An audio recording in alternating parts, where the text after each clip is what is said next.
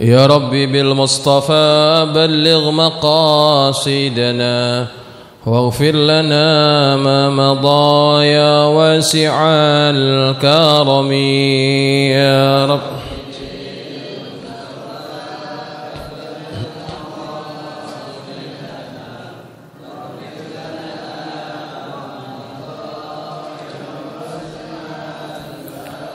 يا ربي هيئ لنا من أمرنا رشدا واجعل معونتك الحسنى لنا مددا.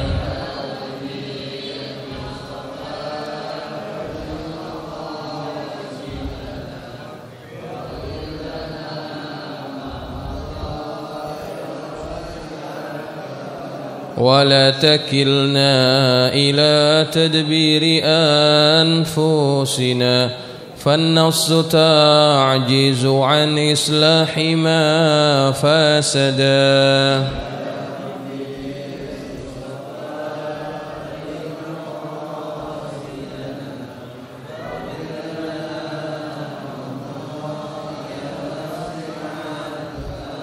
أنت الكريم وقد جهزت يا آملي إلى أيادك وجها سائلا ويدا.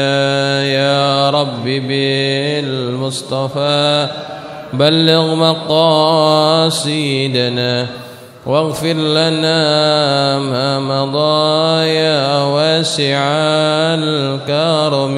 اللهم صل وسلم وبارك عليه وعلى آله. الفاتحة إلى حضرة النبي المصطفى محمد صلى الله عليه وسلم ثم إلى آبائه وإخوانه من الأنبياء والمرسلين وآل كل منهم وصحابته أجمعين وتابعين لهم بإحسان إلى يوم الدين ثم إلى الأولياء والشهداء والصالحين والعلماء الآمنين أينما كانوا من مشارق الأرض إلى مغاربها. إن الله يتغشاهم بالرحمة والمغفرة وإلى درجاتهم في الجنة.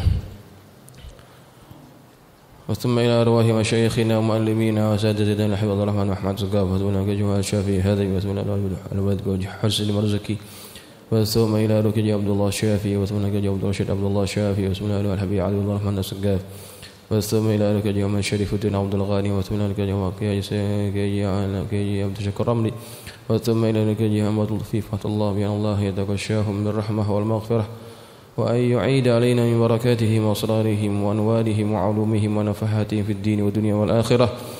وعلى نية أن الله يفتح علينا فتوح العارفين ويفقهنا وإياكم في الدين ويرزقنا كمال الإخلاص واليقين. وعلى كل نية صالحة. وإلى حضرة النبي المصطفى محمد صلى الله عليه وسلم. الفاتحة.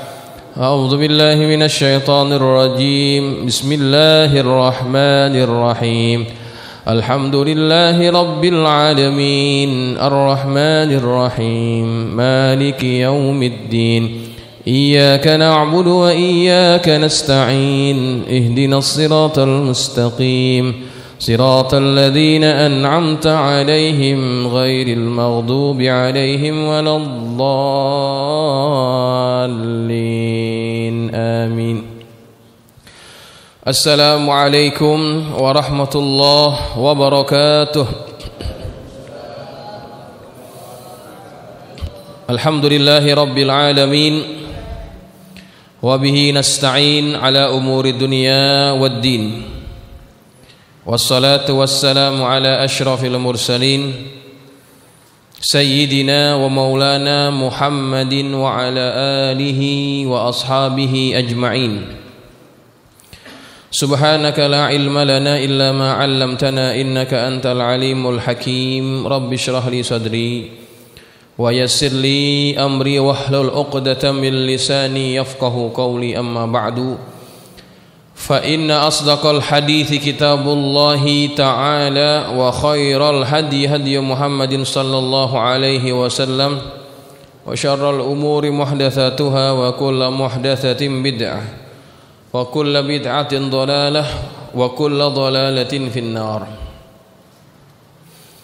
Hadirin jamaah sekalian yang dirahmati Allah, puji dan syukur kita panjatkan kehadirat Allah Subhanahu wa taala atas limpahan nikmat dan karunia daripadanya dapatlah kita hadir ke tempat yang mulia ini dalam rangka kita menuntut ilmu. Mudah-mudahan Allah kurniakan kita ilmu yang bermanfaat. Duduknya kita di majlis ini Allah turunkan kepada kita rahmatnya. Keluar kita dari majlis ini Allah ampuni dosa-dosa kita. Amin Allahumma amin. Hadirin jamaah sekalian yang dirahmati Allah, malam ini kita akan masuk hadis yang ke-36. Hadis yang menceritakan, yang membahaskan tentang suruhan Nabi untuk kita saling tolong menolong dan saling membantu sesama muslim. Bismillahirrahmanirrahim. Qala Syekhul Musannif rahimahullahu taala wa ghafara lahu wa liwalidayhi wa limasyayikhihi wa nafa'ana bi ulumihi fid dharain amin. An Abi Hurairah radhiyallahu anhu عن النبي صلى الله عليه وسلم قال من نفس عن مؤمن كربة من كرب الدنيا نفس الله عنه كربة من كرب يوم القيامة ومن يسر عن مؤسر يسر الله عليه في الدنيا والآخرة وَمَنْ سَتَرَ مُسْلِمًا سَتَرَهُ اللَّهُ فِي الدُّنْيَا وَالْآخِرَةِ وَاللَّهُ فِي عَوْنِ الْعَبْدِ مَا كَانَ الْعَبْدُ فِي عَوْنِ أَخِيهِ وَمَنْ سَلَكَ طَرِيقًا يَلْتَمِسُ فِيهِ عِلْمًا سَهَّلَ اللَّهُ لَهُ بِهِ طَرِيقًا إِلَى الْجَنَّةِ وَمَا اجْتَمَعَ قَوْمٌ فِي بَيْتٍ مِّن بُيُوتِ اللَّهِ يَتْلُونَ كِتَابَ اللَّهِ وَيَتَدَارَسُونَهُ بَيْنَهُمْ إِلَّا نَزَلَتْ عَلَيْهِمُ السَّكِينَةُ وَغَشِيَتْهُمُ الرَّحْمَةُ وَحَفَّتْهُمُ الْمَلَائِكَةُ وَذَكَرَهُمُ اللَّهُ فِي مَنْ عِندَهُ وَمَنْ بَطَّأَ بِهِ عَمَلُهُ لَمْ يُسْرِعْ بِهِ نَسَبُهُ. Jamaah sekalian yang dirahmati Allah, hadis riwayat Imam Muslim. Dari Abu Hurairah radhiyallahu anhu bahwa Nabi sallallahu alaihi wasallam bersabda, barang siapa membebaskan dari seorang mukmin satu kesusahannya di dunia, maka niscaya Allah akan membebaskan darinya satu kesusahan di hari akhirat.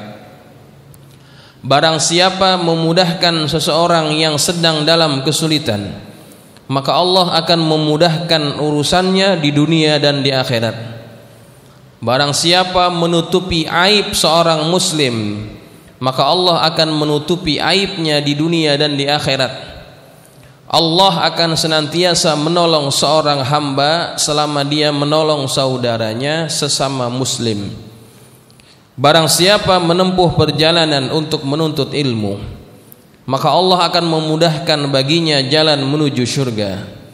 Tidaklah suatu kaum berkumpul di satu rumah Allah atau masjid untuk membaca kitab Allah dan mengkajinya secara bersama-sama, melainkan ketentraman akan turun kepada mereka, rahmat Allah meliputi mereka, para malaikat mengelilingi mereka, dan Allah memuji mereka di hadapan para malaikat yang berada di sisinya. Dan barang siapa lambat dalam beramal, maka nasabnya tidak bisa mempercepatkannya atau tidak bermanfaat baginya. Hadis riwayat Imam Muslim. Baik jamaah sekalian yang dirahmati Allah, hadis yang ke-36 ini cukup panjang. Saya rasa tidak akan habis dalam satu pengajian, ya, satu taklim. Mungkin dalam 2 pertemuan baru akan habis. Hadis ini diriwayatkan oleh sahabat Nabi yang bernama Abu Hurairah.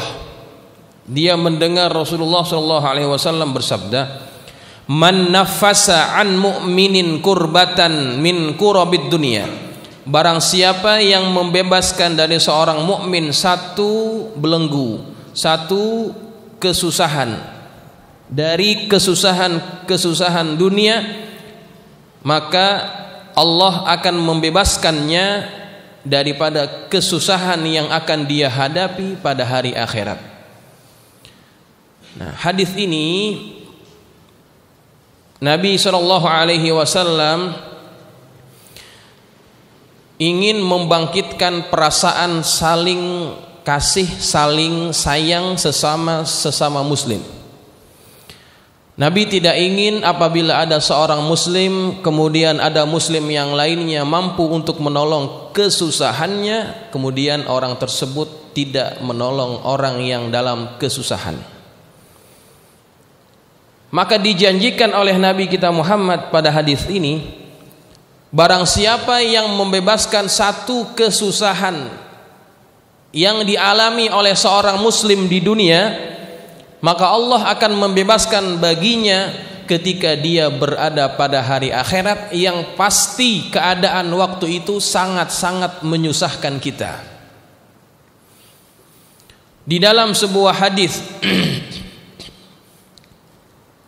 hadis ini dari sahabat Nabi yang juga istrinya, yaitu Aisyah radhiyallahu anha, dia berkata, sami'tu Rasulullah sallallahu alaihi wasallam yaqul, aku mendengar Rasulullah sallallahu alaihi wasallam bersabda, yuhsyarun nasu yaumal qiyamati hufatan uratan ghurlan, dikumpulkan manusia pada hari kiamat dalam keadaan telanjang kaki, telanjang badannya, kemudian kemaluannya seperti belum disunat. Qultu, maka aku berkata, yakni Aisyah berkata kepada Rasulullah, ya Rasulullah, an-nisa war-rijal jami'an, apakah pada waktu itu lelaki dan perempuan berada pada tempat yang sama, mereka berkumpul di tempat yang sama, yanzuru ba'duhum ila ba'din, mereka saling melihat sesama mereka. Kita waktu itu dalam keadaan telanjang, tidak punya apa-apa, tidak pakai apa-apa, kemudian kita saling berkumpul, laki perempuan kita saling memandang. Itu yang difikirkan oleh Aisyah. Malu kita kan kalau aurat kita dilihat orang. Aisyah membayangkan keadaan itu. Kalau di dunia saja aurat kita malu apabila kelihatan orang, waktu itu semua tubuh badan kita tidak ada yang tertutup, terbuka. Kemudian dibayangkan keadaan malu itu.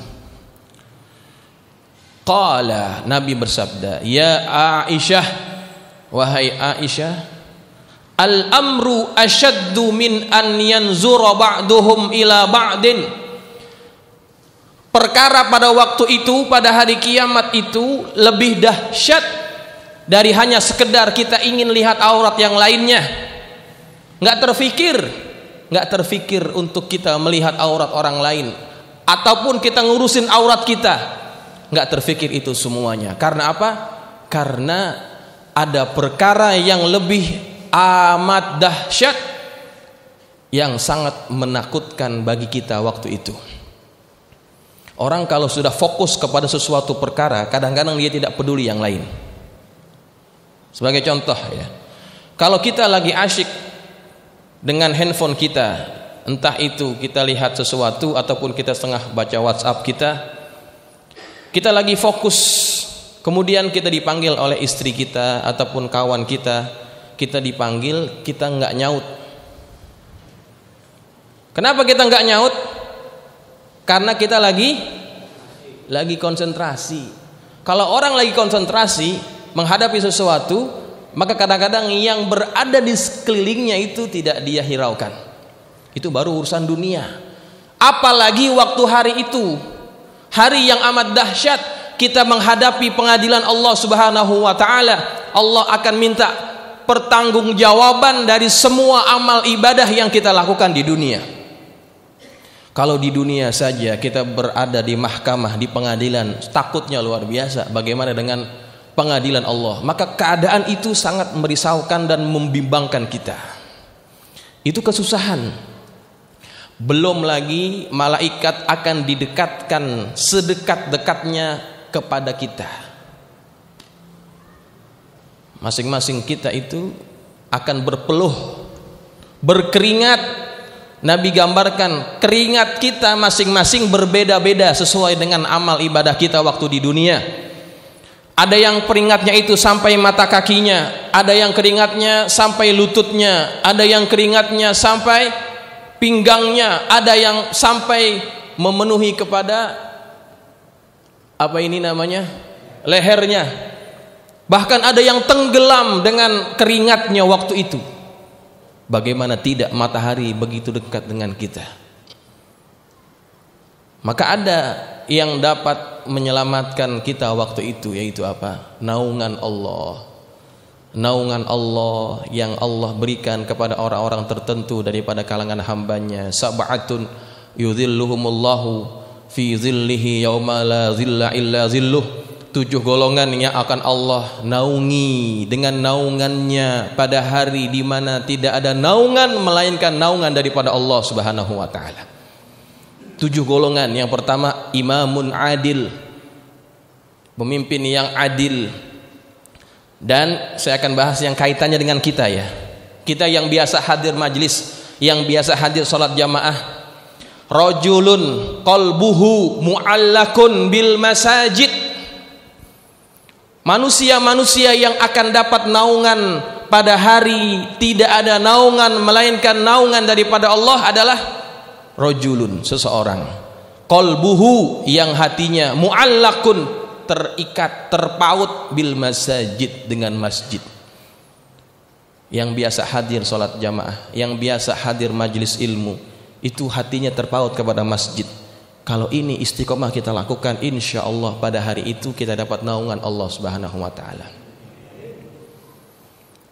Selain daripada itu, ada juga yang bisa kita usahakan agar kesulitan-kesulitan yang kita hadapi pada hari itu dapat diatasi, dapat Allah angkat dari kita. Apa itu? Di antaranya, man naffasa an mu'minin kurbatan min kurabid dunya. Barang siapa yang membebaskan kesusahan seorang mukmin daripada kesusahan-kesusahannya di dunia, maka Allah akan melepaskan satu kesusahannya pada hari akhir. Kita nolongin orang sekali, membebaskan dia daripada kesusahannya, Allah akan bebaskan daripada kesusahan yang kita hadapi pada hari akhirat. Maka kalau kita baca hadis ini, kita jadi termotivasi nolongin orang. Kita mampu tolongin apa saja, kita akan buat. Kita tidak akan menjadi orang yang perhitungan dalam perkara menolong orang lain. Ada yang minta tolong, ditunjukkan alamat, kita tolongin, tunjukin. Ada yang minta tolong, dibawakan barangnya, dinaikkan barangnya, kita tolongin. Apa saja yang bisa melepaskan kesusahan orang tersebut, kita bantu, kita akan ditolong oleh Allah Subhanahu wa taala.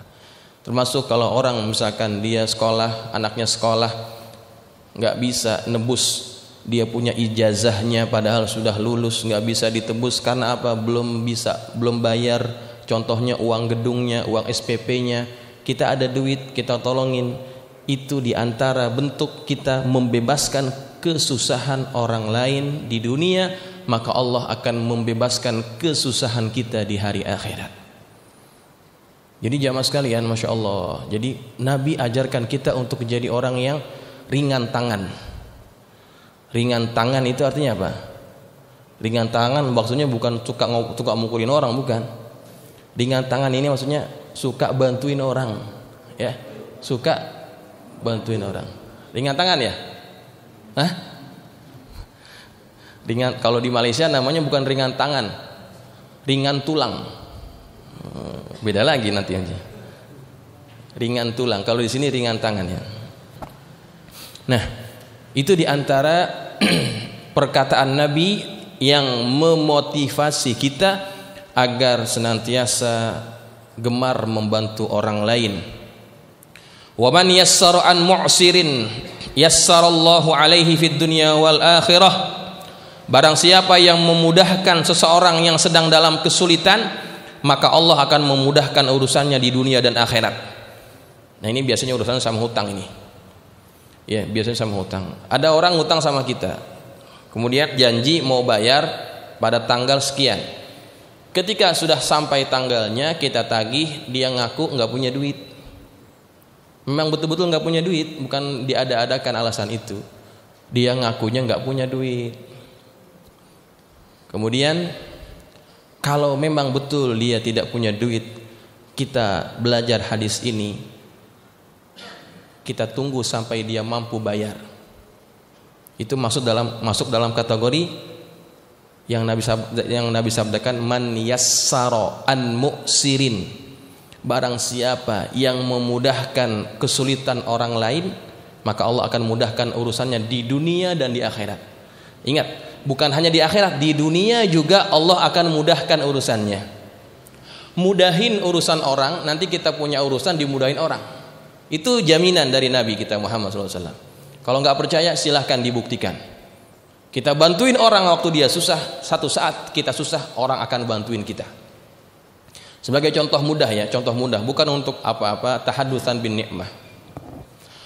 Waktu saya di Malaysia itu, di antara kendaraan yang saya punya adalah motor waktu itu ya. Motor ya ala kadar, motor yang penting jalan. Ya, itu speedometernya udah nggak hidup, mati. Indikator untuk bensinnya juga nggak jalan.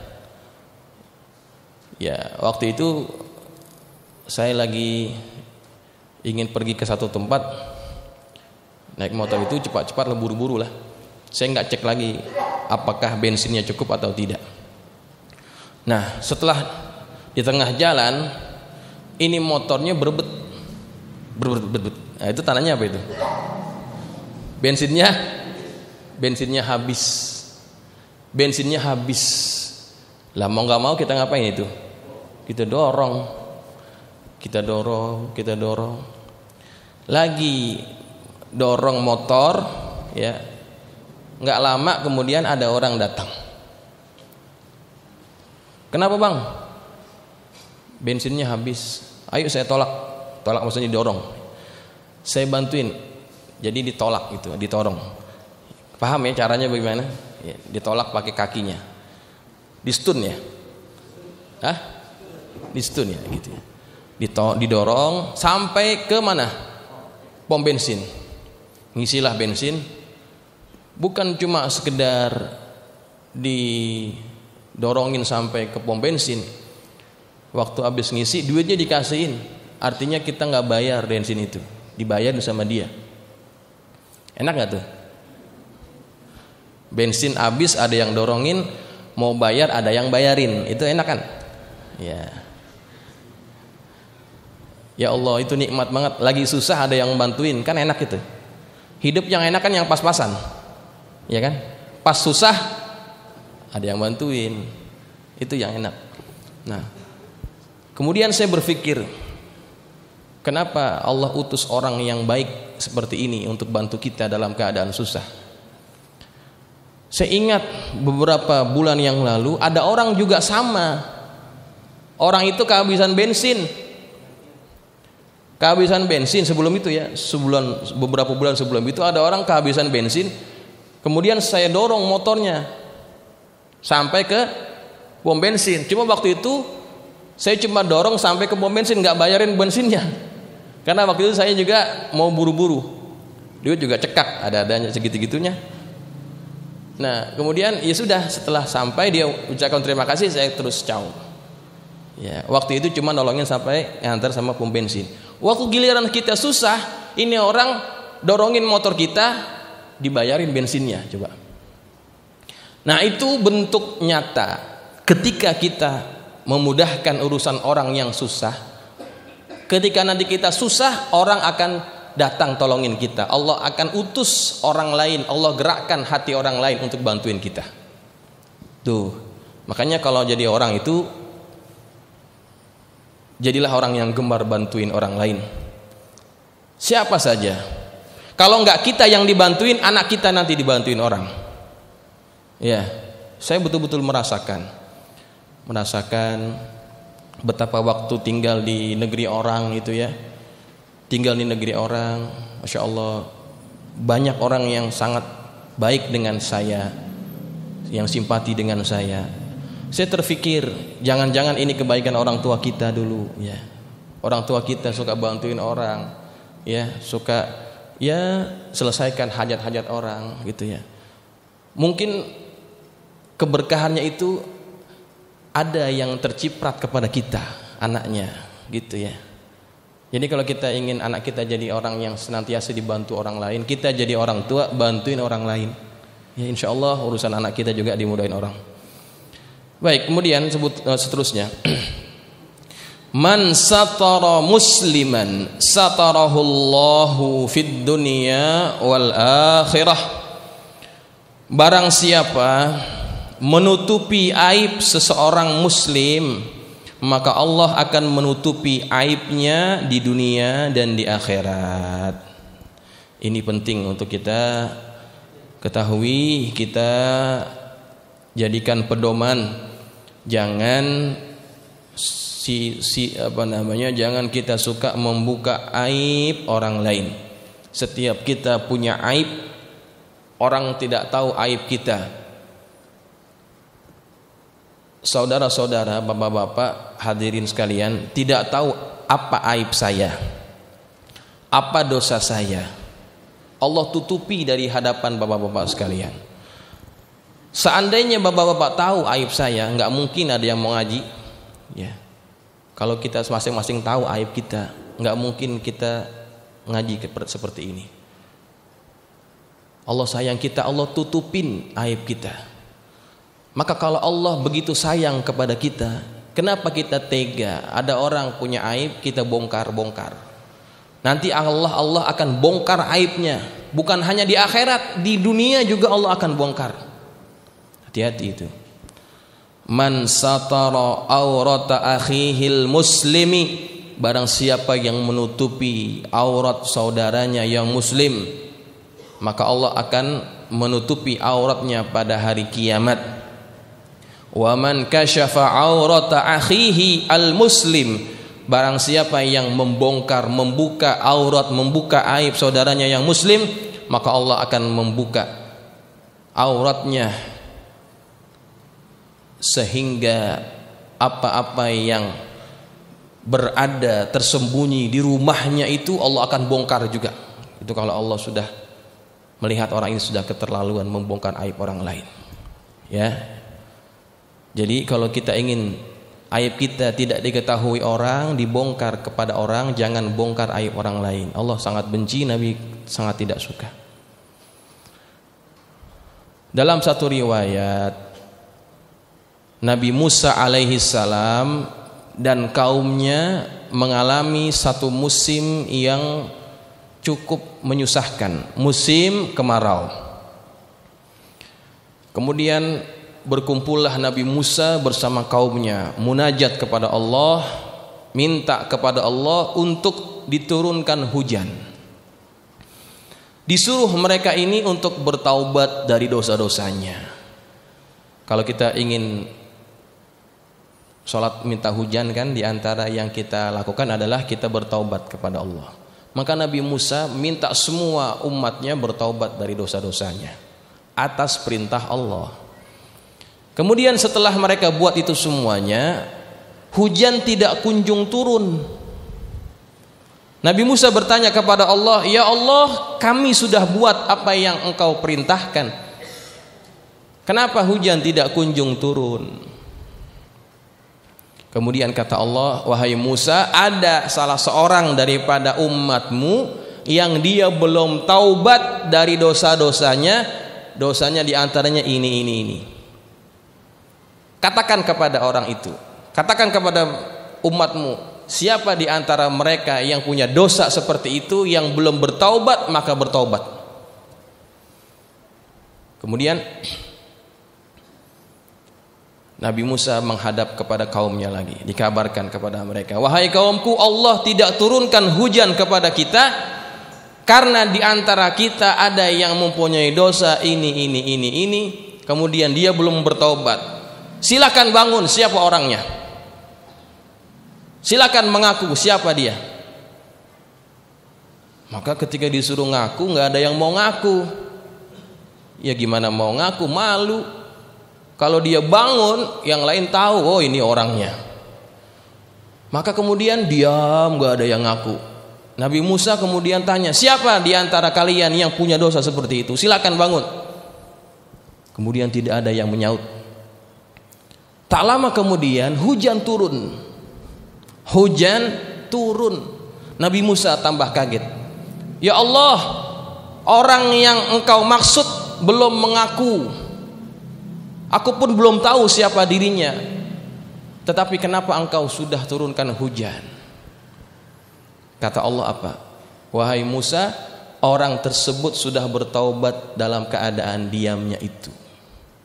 Dia sudah bertaubat dari dosa-dosanya dalam keadaan senyap, dalam keadaan diam, tidak diketahui orang lain. Kemudian Nabi Musa berkata lagi kepada Allah, ya Allah, tolong tunjukkan siapa kepadaku, siapa orangnya. Saya ingin tahu siapa orangnya. Kemudian kata Allah apa? Wahai Musa, untuk apa aku beritahu kepada engkau? Ketika dia buat dosa pun aku tidak bongkar siapa dia. Kenapa ketika dia sudah bertaubat aku perlu memberitahukan siapa dia? Tidak perlu engkau tahu siapa dia. Tuh. Nabi Musa diajarkan kepada dirinya supaya tidak perlu mengetahui dosa orang lain, ya, apalagi orang tersebut sudah bertaubat kepada Allah Subhanahu wa taala. Jadi jamaah sekalian, kita ini jangan suka menilai orang dari kesalahan masa lalunya, ya. Dari kesalahan masa lalunya.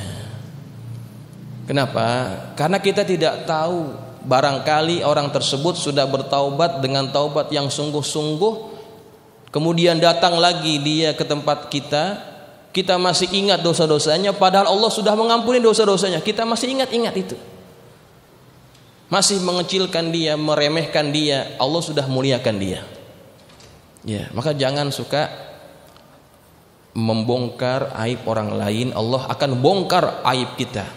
Allah akan bongkar aib kita, baik itu di dunia ataupun di akhirat. Maka kalau aib kita sudah dibongkar oleh Allah, nggak ada yang bisa nutupin. Malu semalu-malunya kita itu. Pada zaman Imam Malik bin Anas itu ada seseorang jenazah perempuan. Jenazah ini dikenal sebagai wanita tunasusila, pelacur ya kalau kita bilang sekarang. Maka ketika dia meninggal, mesti diuruskan jenazahnya, diuruskanlah dia, dimandikan oleh salah seorang tukang mandi jenazah wanita. Maka perempuan yang suka memandikan jenazah ini, dia memandikan jenazah perempuan ini dalam keadaan terpaksa. Kenapa? Karena tahu apa dosa-dosanya. Berat hati untuk memandikan jenazah wanita tersebut. Tapi akhirnya dimandikan juga karena itu fardu kifayah. Kalau tidak dimandikan dosa satu kampung. Maka ketika dimandikan wanita ini, ketika membersihkan kemaluannya, wanita tukang mandi jenazah ini kemudian memukul-mukul, menepuk-nepuk kemaluannya sambil dia ngomel-ngomel, nuduh-nuduh macam-macam. Inilah kemaluan yang suka berzina, ini kemaluan yang suka berzina, dipukul-pukul. Kemudian ketika lagi ngomel, lagi nuduh, ya kan? Itu kan nuduh ya. Setiap perkataan yang dituduhkan kepada orang tanpa ada bukti itu namanya menuduh. Qadzaf. Ini wanita yang, ini kemaluan yang suka berzina, itu katanya. Maka ketika dia mukul-mukul itu tiba-tiba tangannya melekat, tangannya nempel. Tangannya nempel, nggak bisa dilepas. Maka dia bingung, dicabut nggak bisa, diapain nggak bisa, nempel.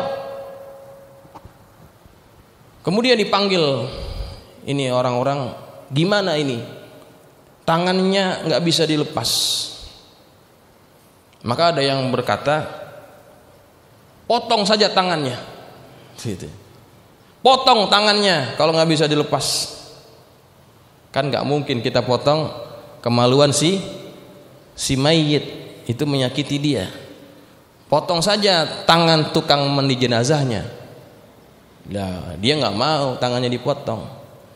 Kemudian nggak ada kata putus apa yang harus diperbuat terhadap wanita ini.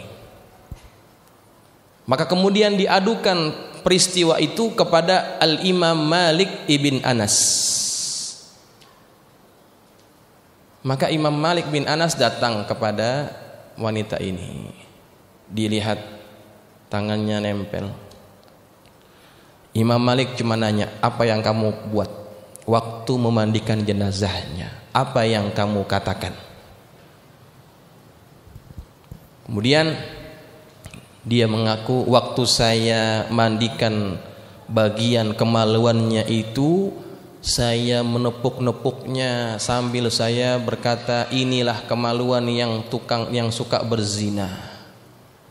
Kata Imam Malik, ucapanmu itu adalah tuduhan, qadzaf, dan engkau menuduh tanpa mendatangkan saksi. Maka Allah hukum wanita ini dengan tangannya menempel, nggak bisa dilepas. Kemudian kata Imam Malik, hukuman bagi orang yang menuduh orang lain berzina tanpa mendatangkan bukti dan saksi adalah dia mesti dicambuk sebanyak 80 kali cambukan. Maka dia menjalani hukuman itu, menjalani hukuman karena sebab dia menuduh orang lain berzina. Setelah selesai dicambuk, tangannya bisa lepas. Tuh. Ya, itu kejadian yang terjadi pada zaman Imam Malik bin Anas ketika orang lain membongkar aib orang lain, ya, padahal Allah sudah tutupi aib orang lain, kita bongkar-bongkar, na'udzubillah. Nanti suatu saat Allah bongkar aib kita nggak bisa ngangkat kepala kita, malu semalu-malunya. Kalaupun kita tahu aib orang lain, sudah kita pura-pura nggak tahu, ya, kita tidak perlu orang lain tahu aurat orang-orang tertentu, ya. Biasanya ini kalau orang berteman dekat, ya, berteman dekat, akrab, itu biasanya masing-masing tahu tuh. Tahu apanya? Tahu dapurnya, tahu dalemannya, tahu jeroannya, apa-apa aja tahu. Kalau sudah terlalu dekat. Nah, ketika nanti ada masalah, yang tadinya dekat bisa jauh, jadi musuh. Nah, ketika sudah berjauhan ini, masing-masing kan sudah tahu dalemannya. Ya, aib masing-masing sudah tahu. Nah, yang biasanya yang terjadi waktu itulah masing-masing membongkar aib masing-masing. Hati-hati itu. Ya. Kalaupun kita ada perselisihan pendapat dan kita tahu orang tersebut yang kita berbeda pandangan dengannya, kita tahu aibnya, jangan bongkar, diam. Ya, takut kita nanti dibongkar aib kita nanti pada hari kiamat ataupun nanti di dunia. Itu pasti itu. Ya, maka hati-hati jamaah sekalian. Inilah di antara akhlak yang diajarkan oleh Nabi kepada kita. Tutupi aurat orang lain, aib orang lain, Allah akan tutupi aurat kita, Allah akan tutupi aib kita. Wallahu fi aunil abdi ma kana al abdu fi auni akhihi. Allah senantiasa membantu menolong hambanya selama hambanya itu menolong saudaranya. Ya, ini bagian yang pertama. Ya, insyaallah minggu depan kita akan bahas bagian yang kedua, man salaka tariqan yaltamisu fihi ilman. Ya. Sampai di sini saya berikan kesempatan bagi para jamaah yang ingin bertanya, kalau ada silahkan. Ya.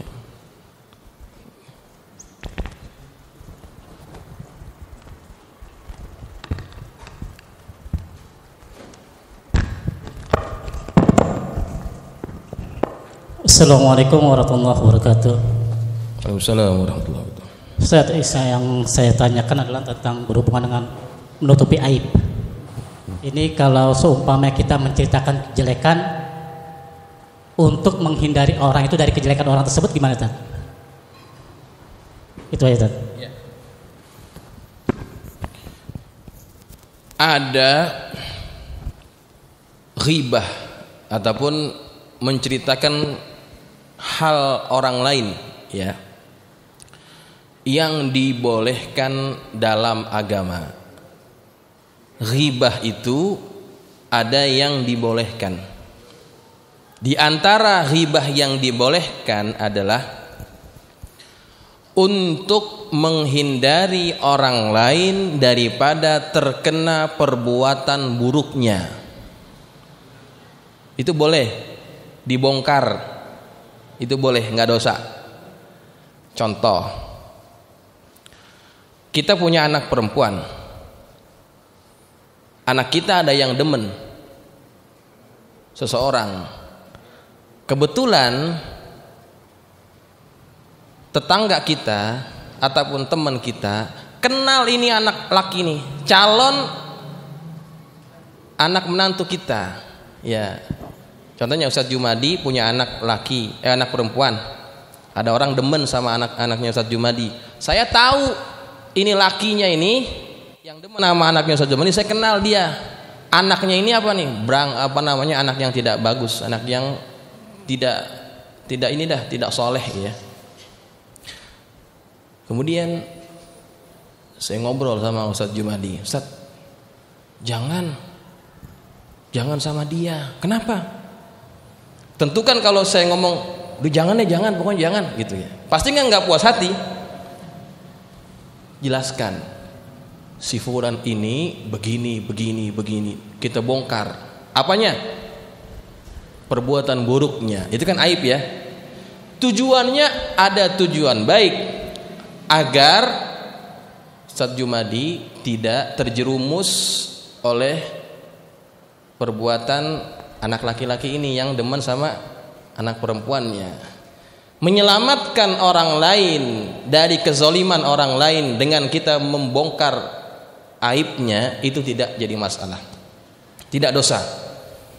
Ya, ada orang didatengin sama seseorang, deketin, ngomongnya pinter, kita tahu, jangan, ntar ujung-ujungnya pasti kamu ditipu sama dia. Kita sudah pengalaman, kita bongkar kepada orang ini.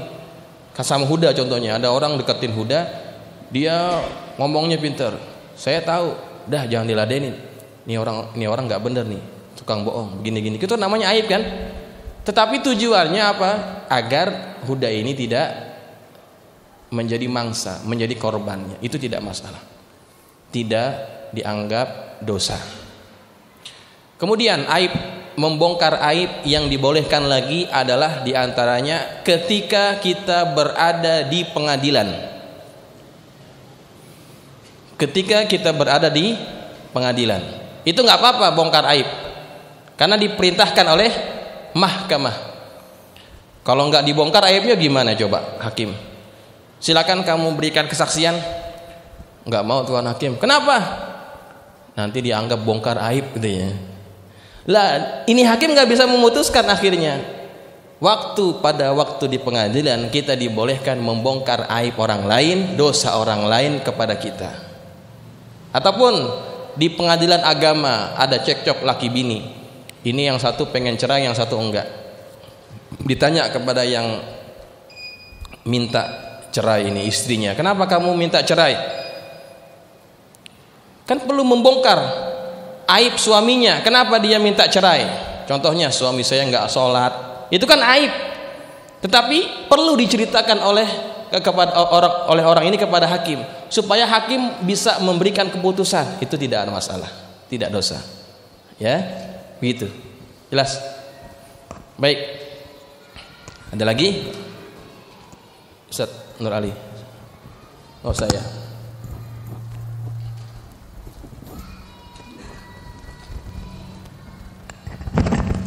Assalamualaikum warahmatullahi wabarakatuh. Masih kaitannya dengan membuka aib adalah salah satu firman Allah yang berbunyi wala yaktab ba'dukum ba'da ayuhibbu ahadukum ay ya'kula lahma akhihi maitan fakarihtumu. Tolong dipaparkan sejelas-jelasnya tentang ayat tersebut, Ustaz. Terima kasih. Ya, ini sama dengan yang tadi ya. Wala yaktab ba'dukum ba'da. Wala yaktab ba'dukum ba'da. Janganlah kalian saling menghibah ya sesama kalian. Ayuhibbu ahadukum ayyakula lahma akhihi maitan fakarihtumu. Apakah kalian itu tega, sanggup memakan bangkai saudaranya? Ini perumpamaan daripada Allah terhadap orang yang suka menceritakan perkara orang lain, yang seandainya orang yang diceritakan itu kalau dia dengar dia nggak suka. Itu namanya ghibah. Walaupun itu fakta. Kalaupun itu fakta kita ceritakan di belakangnya, seandainya kalau dia dengar dia tidak suka, itu namanya ghibah. Walaupun betul. Kalau itu bohong kita ceritakan juga, itu namanya apa? Fitnah. Dua-duanya parah. Tapi lebih parah yang kedua. Perkara bohong kita ceritakan kepada orang, itu fitnah. Tapi kalau perkara betul terhadap si fulan ini kita ceritakan kepada khalayak yang lainnya, orang yang lainnya, itu disebut perbuatannya adalah perbuatan ghibah. Perbuatan ghibah diumpamakan seperti seseorang memakan bangkai saudaranya. Dosanya besar, kemudian orang ini dianggap menzolimi saudaranya. Maka kalau dia tidak bertaubat dari dosa-dosanya itu, nanti pada hari akhirat Allah akan memberikan kebaikan yang dilakukan olehnya kepada orang yang pernah diribahkan itu, karena dia termasuk perbuatan zalim, ya, perbuatan zalim. Nanti pada hari akhirat pahala yang kita sudah lakukan kita akan berikan kepada orang yang pernah kita ghibahkan. Na'udzubillah wal'iyadzubillah. Maka jangan kita bersikap dengan sikap yang seperti itu. Kita coba menahan diri dari apa-apa yang kadang-kadang itu disukai oleh hawa nafsu kita. Paling enak memang ngomongin orang, ya, paling enak memang ngomongin orang. Yang laki yang perempuan sama, ya, tapi yang parah yang perempuan memang paling demen memang ngomongin orang. Walaupun di pengajian ngomongin juga, lagi di pengajian ngomongin orang juga, coba, karena memang enak itu, ya. Setiap perkara yang dilarang oleh Allah itu pasti enak dilakukan. Huffatin naru bisyahawat. Neraka itu dikelilingi oleh perkara yang disukai oleh syahwat kita. Semoga Allah pelihara kita semuanya daripada perbuatan-perbuatan itu.